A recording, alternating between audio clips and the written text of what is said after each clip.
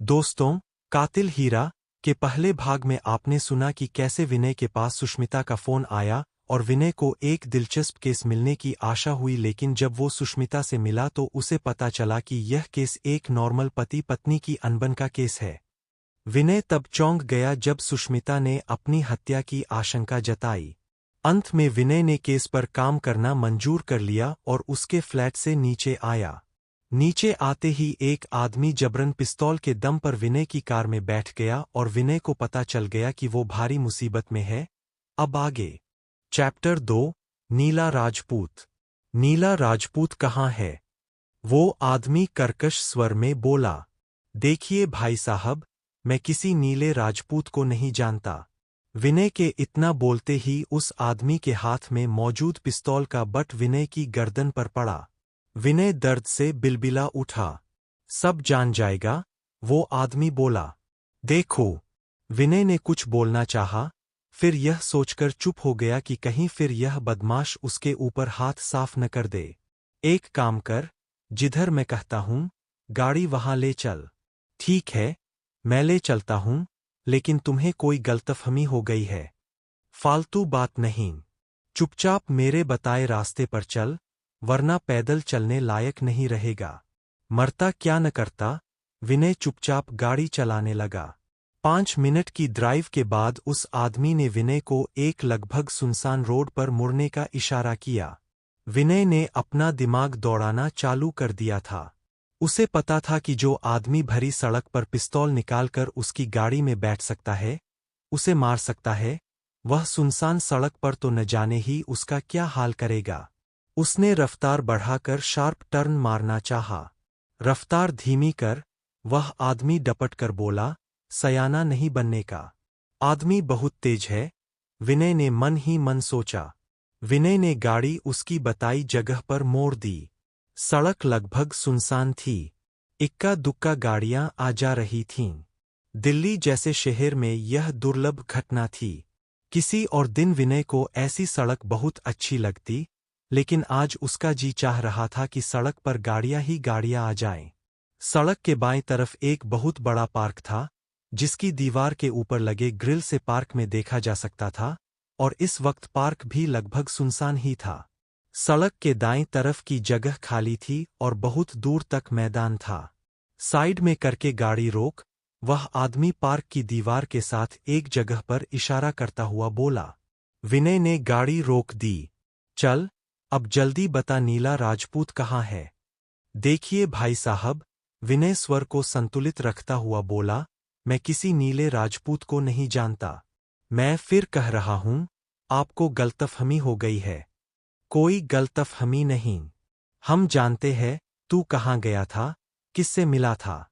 देखो, विनय ने बातों ही बातों में अपनी सीट बेल्ट खोल दी और उसकी तरफ मुड़कर बोलने लगा। मुझे नहीं पता तुम क्या जानते हो और क्या समझकर मेरे पीछे पड़े हो, लेकिन मैं सच कह रहा हूं, मैं किसी नीले राजपूत को नहीं जानता।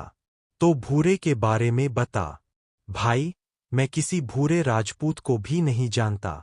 मजाक नहीं। मैं मजाक नहीं कर रहा हूं, मैं किसी भूरे, नीले, काले, पीले को नहीं जानता। भूरा सिंह। क्या भूरा सिंह? विनय ने बोलना चाहा, मैं किसी भूरा सिंह को भी नहीं जान। उस आदमी के हाथ का एक जोरदार झापड़ विनय के गाल पर पड़ा। विनय ने एक हाथ से उसके पिस्टल वाले हाथ को जोर से पकड़ा और दूसरे हाथ की कोहनी पूरी जान से उसके चेहरे पर मारी। विनय को समझ आ गया था कि इस तरह से पिटते रहने का कोई फायदा नहीं। विनय की कोहनी उस बदमाश की नाक पर पड़ी और उसकी नाक से तुरंत खून का फव्वारा छूट गया। इस अप्रत्याशित हमले से वह बदमाश बौखला गया और विनय ने इसका फायदा उठाते हुए पिस्तौल वाले हाथ को जोर का झटका दिया। पिस्टल बदमाश के हाथ से छूटकर विनय की बगल वाली सीट पर गिर गई। विनय ने पिस्टल को उठाना चाहा तो उस बदमाश ने विनय का हाथ पकड़ लिया और विनय की गर्दन दबोचनी चाही। विनय ने अपनी गर्दन बचाई और दाएं हाथ का एक जोरदार घूंसा उस पर चलाया। घूंसा बदमाश की कनपटी के पास कहीं लगा। वो दर्द से कराह उठा। उसने तुरंत कार के पीछे का दरवाजा खोलकर बाहर छलांग लगा दी। उसे पता चल चुका था, बाजी उसके हाथ से निकल गई है। विनय पिस्टल पर कब्जा करके जब तक कार से बाहर निकला, वह बदमाश पार्क की ग्रिल फांदकर दूर भाग गया था। विनय कुछ सेकंड तक उस बदमाश को भागते हुए देखता रहा और फिर अपनी सांसों को व्यवस्थित करके वापस कार में आकर बैठ गया। अचानक विनय को यह केस बहुत खतरनाक लगने लगा था। सुष्मिता से बात करके उसे लगा था कि यह एक रूटीन प्रोफाइल और बैकग्राउंड चेक करने जैसा केस था, जिसमें एक पार्टी दूसरी पार्टी का प्रोफाइल या बैकग्राउंड चेक करवाती है। उसका अचानक अपनी हत्या होने का शक जाहिर करना और हल्कान होना विनय को ओवर रिएक्ट लगा था, लेकिन अब विनय को लग रहा था, बात इतनी आसान नहीं है जितनी उसने समझी थी। तो क्या वाकई सुष्मिता की जान को खतरा था? विनय ने मन ही मन सोचा। जान को खतरा नहीं भी था तो पीछे तो लोग लगे ही हुए थे, और जो लोग पीछे लगे हुए थे वह कितने खतरनाक थे, ये वह देख चुका था। देख ही नहीं चुका था, बल्कि भुगत भी चुका था।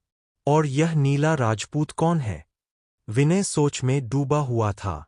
भूरा सिंह कौन है? क्यों इन दोनों की तलाश में वो बदमाश इतनी शिद्दत से पीछे पड़ा हुआ था कि भरी सड़क पर पिस्टल निकालने और किसी को मारने से उसे गुरेज नहीं था? विनय ने कुछ सोचा और फिर अपना फोन निकाल लिया। उसने नवीन को फोन किया। नवीन भटनागर उसका ऑफिस असिस्टेंट था। असिस्टेंट क्या, जो कुछ भी था, ऑफिस में वही था। विनय के अलावा ऑफिस का वो वन एंड ओनली एम्प्लॉय था। हेलो, विनय फोन कनेक्ट होते ही बोला, नवीन। Yes sir. विनय को नवीन की आवाज सुनाई दी। मैं ऑफिस दोपहर बाद तक आऊंगा। कोई अर्जेंट क्लाइंट तो नहीं है? No sir. मी आहूजा आएंगे, उनकी रिपोर्ट तैयार है, वो देनी है। उसके बाद कोई अर्जेंट क्लाइंट नहीं है? ठीक है, वो दे देना। कोई पेमेंट निकलती है? जी सर, 12,000 के लगभग है। ओके, बिल देकर पेमेंट ले लेना। Okay sir. विनय ने फोन काट दिया। पहले विनय का इरादा सुष्मिता के पति के पीछे अपने किसी बंदे को लगाने का था, लेकिन अब उसका इरादा गजेंद्र साहनी की खोज खबर खुद लेने का था। उसने अपने गाल को देखा, जहां उस बदमाश ने झापर मारा था। वो गाल अभी भी लाल था और गर्दन भी दर्द कर रही थी। उसने अपना सर झटका और गाड़ी नेताजी सुभाष प्लेस की ओर मोड़ दी। उसके दिमाग में नीला राजपूत दौड़ रहा था। कौन था ये नीला राजपूत? थोड़ी देर में विनय उस बिल्डिंग के बाहर था, जिसका एड्रेस सुष्मिता ने विनय को व्हाट्सएप किया था।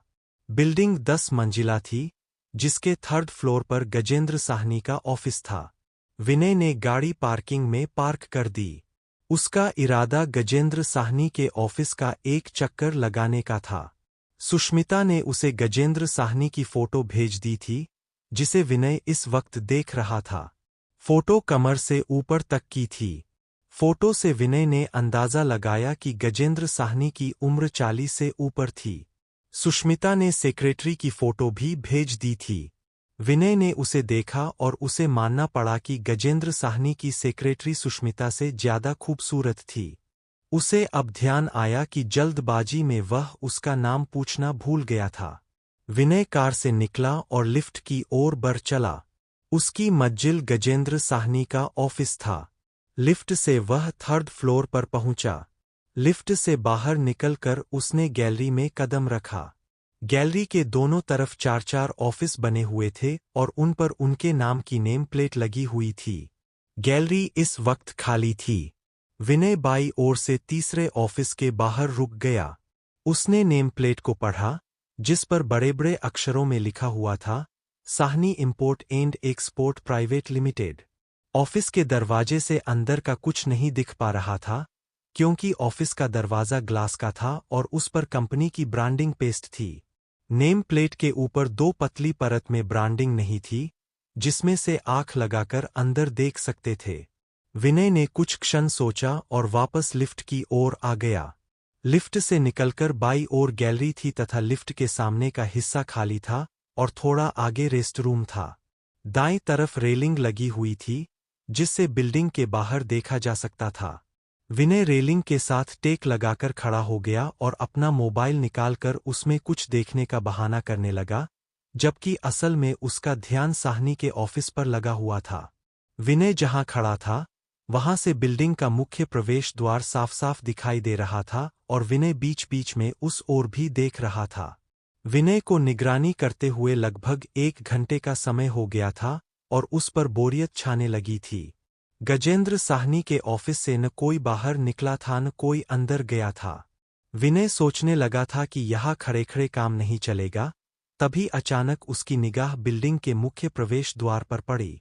एक लाल कलर की बलेनो बिल्डिंग में प्रवेश कर रही थी। विनय ने देखा, ड्राइवर के बगल वाली सीट पर वही बदमाश बैठा था जिसने विनय पर हमला किया था और नीला राजपूत के बारे में पूछताछ कर रहा था। विनय का दिल गवाही देने लगा कि हो न हो, उस बदमाश की मंजिल गजेंद्र साहनी का ऑफिस ही था, और यदि ऐसा था तो उसे वहां से हटना था, क्योंकि लिफ्ट से निकलते ही सबसे पहले तो वही दिखाई देता। कुछ सोचकर विनय रेस्ट रूम की ओर बढ़ चला। रेस्ट रूम खाली था। उसने रेस्ट रूम के दरवाजे से झिरी बनाकर देखा तो लिफ्ट एकदम सामने दिखाई दी। वह इंतजार करने लगा और थोड़ी देर बाद उसे उसके इंतजार का फल मिला। लिफ्ट 3rd फ्लोर पर आकर रुकी और उसमें से वही बदमाश बाहर निकला जिससे थोड़ी देर पहले विनय की मुठभेड़ हुई थी। विनय ने देखा वह अपनी नाक की ड्रेसिंग करवा आया था।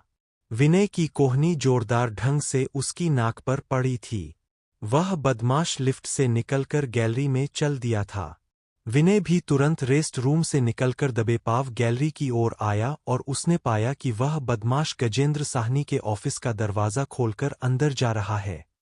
विनय 2 सेकंड ठिठक कर खड़ा रहा, फिर गजेंद्र साहनी के ऑफिस की ओर बढ़ चला। ऑफिस के दरवाजे से कुछ दिखना संभव नहीं था और अगर वह नेम प्लेट के ऊपर की पतली परत पर आंख लगाता तो अंदर से भी उसके देख लिए जाने का खतरा था। विनय एकदम से ऑफिस के दरवाजे के पास खड़ा हो गया। उसने गैलरी में एक चोर निगाह डाली। गैलरी एकदम खाली थी। उसने नेम प्लेट के ऊपर की झिरी पर आंख लगाई और अंदर देखा। उसे अपने ठीक सामने रिसेप्शनिस्ट का डेस्क दिखाई दिया और उस पर बैठी हुई खूबसूरत बाला भी। उसने तुरंत आंख हटाई और एक बार फिर गैलरी और लिफ्ट की ओर देखा। गैलरी पूर्ववत खाली थी। उसने फिर से झिरी पर आंख लगा दी।